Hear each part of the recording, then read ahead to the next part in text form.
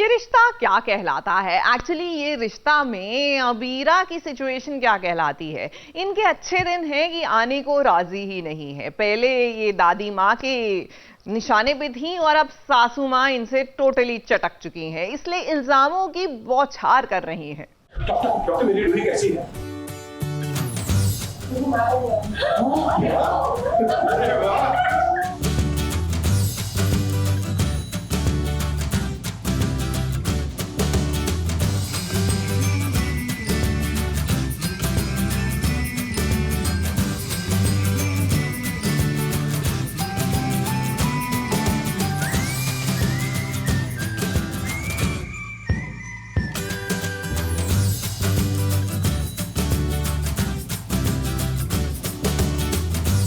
वाली पापा को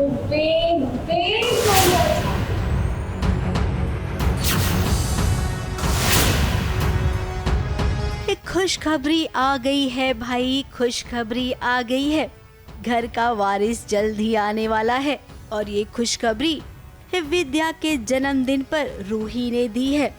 एक और पूरा परिवार खुश है तो दूसरी तरफ इस खुशखबरी को सुनकर ऐसा क्यों लगा कि मानो कोई ताना दे रहा है अरमान और अबीरा को। हमें पता चलता है, डॉक्टर आते हैं तो पता चलता है कि वो माँ बनने वाली है एंड हम सब खुश हैं। मैं बहुत खुश हूँ बिकॉज़ मेरा एक सीन हुआ था जहाँ मैंने रोहित और रूही को बोला था कि अरमान तो अब बाप नहीं बन सकता ऐसे तो, लेकिन अब परिवार का जो वंशज है वो आगे तुम ही बढ़ा पाओगे, तुम दोनों।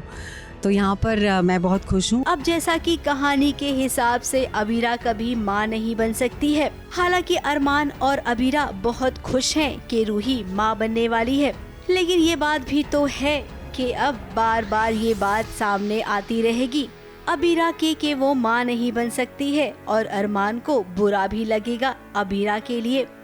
टक्कर लगी जिससे खुशखबरी आई। जब डॉक्टर जी आए तो रूही माँ बनने वाली है, तो ये बहुत बड़ी न्यूज़ है।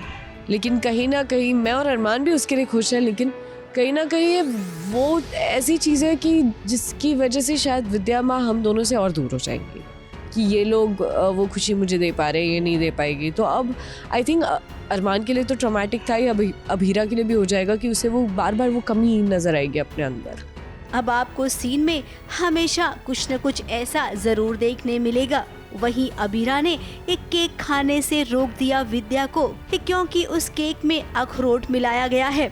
अब अखरोट से विद्या को एलर्जी है तो इस पर भी ड्रामा हो गया। कहीं ड्रामा तो होना ही है बिकॉज अगर ड्रामा नहीं होगा तो मज़ा कैसे आएगा और कहानी आगे कैसे बढ़ेगी। कॉन्फ्लिक्ट बहुत ज़रूरी होता है किसी भी कहानी में, और सब चीज़ें अगर स्मूथली एकदम फिसलते हुए चली जाएंगी तो फिर तो कुछ होगा ही नहीं, कहीं रुकावटें तो आनी चाहिए ना। और यहाँ वो बोलती है उसको कि मेरा एक ही बेटा एक ही बहू है, और फिर रोहित को बोलती हूँ कि इनको कहो यहाँ से जाएँ, तो इसीलिए वो जाता है और बाहर अबीरा और अरमान की वार्तालाप होता है। अब दादी साभी इस सच में ये सब देख देख के ना परेशान हो गई है। उन्हें भी लगता है कि घर की मुखिया मैं हूँ, लेकिन आजकल इस सारे फैसले विद्या ही क्यों ले रही है। विद्या, तुम तमाशा कर ही रही हो तो हम चुप कैसे रहेंगे? सास को तो उनका साथ देना ही पड़ेगा। सुबह तो तुम हमसे प्यार मांग रही हो, क्या अपने बेटे को प्यार नहीं दे पा रही हो तुम? अब दादी साहब सोच रही होगी कि हे भगवान इस घर में और क्या क्या होगा। वहीं इस पार्टी से जब अबीरा अरमान को जाने के लिए कहा गया तब पीछे पीछे रूही भी भागी। इस सबको ऐसा लग रहा है कि अबीरा की गाड़ी से रूही को धक्का लगा और वो बेहोश हो गई, जिसके लिए विद्या ने एक खूब बातें भी सुना दी अबीरा को।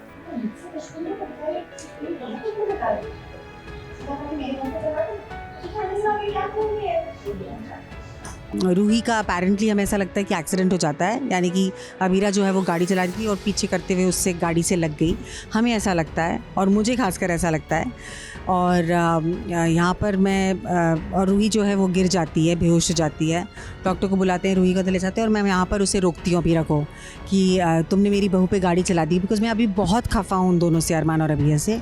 मैं चाहती भी नहीं उनको देखना। वहीं रूही ने कह दिया कि उसे अबीरा ने धक्का नहीं मारा, बल्कि उसे चक्कर आ गया था। क्योंकि मैं डॉक्टर से बोलती हूँ कि इसका एक्सीडेंट हुआ है, गाड़ी से टक्कर लगी, कुछ होगा तो नहीं ना। तो यहाँ पर रूही बोलती है कि नहीं, मेरा एक्सीडेंट नहीं हुआ माँ, मैं तो बेहोश हो गई थी। And then we realise that. चलो कुछ तो पॉजिटिव बातें हुई सीरियल में। अब रूही का ये अच्छापन देखकर अच्छा लग रहा है, लेकिन विद्या का ये उखड़ापन देखकर ये बिल्कुल भी अच्छा नहीं लग रहा है। इस परिवार का अब आगे क्या होगा, इस सवाल का जवाब तो दादी सा के पास भी नहीं होगा। ABP news report.